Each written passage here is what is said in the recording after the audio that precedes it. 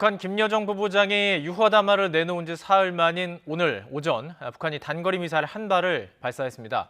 순항미사일과 탄도미사일의 특성을 모두 갖춰서 신형 미사일인 것으로 추정이 되고 있는데 그 의도에 관심이 쏠립니다. 취재기자 연결해서 알아보겠습니다. 이승윤 기자. 네, 국방부입니다. 자, 먼저 어떤 발사체를 쐈는지 이게 참 궁금한데 확인됐습니까? 네, 아직까지 구체적으로 확인되지 않았습니다. 합동참모본부는 북한이 오늘 오전 6시 40분쯤 내륙인 자강도 무평리 일대에서 동쪽으로 단거리 미사일로 추정되는 발사체 한 발을 발사했다고 밝혔습니다.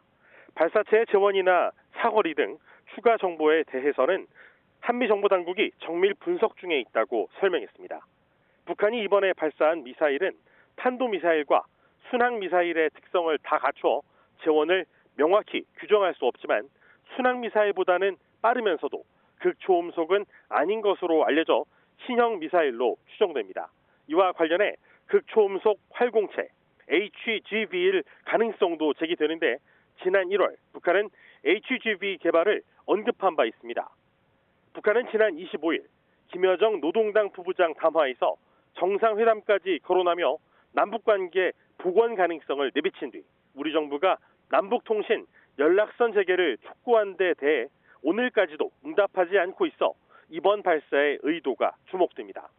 김 부부장이 담화에서 북한의 탄도미사일 발사 등을 남측이 도발로 규정하는 것을 두고 이중 기준이라며 철회를 요구한 점으로 미뤄 남측의 반응을 확인하기 위한 발사가 아니냐는 관측도 나오고 있습니다. 올해 들어 북한의 무력 시위는 이번이 6번째로 지난 15일 열차에서 동해상으로 단거리 탄도미사일 2발을 발사한 지 13일 만입니다.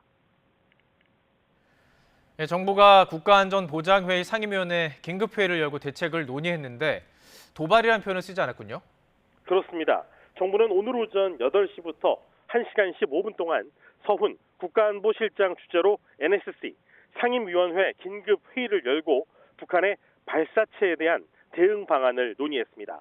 청와대는 NSC 상임위 긴급회의 관련 보도자료에서 북한의 발사체를 단거리 미사일이라고 표현하면서 원인철 합참 의장으로부터 발사 상황에 대한 보고를 받았다고 설명했습니다. NSC는 한반도의 정세 안정이 매우 기묘한 시기에 발사가 이루어진 것에 대해 일단 유감을 표명했습니다.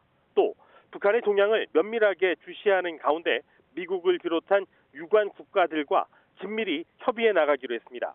문재인 대통령은 서훈 실장으로부터 NSC 상임위 긴급회의 결과를 보고받은 뒤 최근 북한의 담화와 미사일 발사 상황을 종합적으로 면밀히 분석해 대응 방안을 마련하라고 지시했습니다.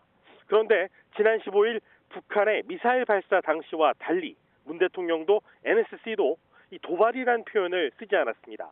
김여정 부부장의 담화를 의식한 행보로도 분석됩니다. 우리 군은 현재 한미 간 긴밀한 공조하에 관련 동향을 면밀하게 감시하면서 대비태세를 유지하고 있습니다. 지금까지 국방부에서 YTN 이승윤입니다.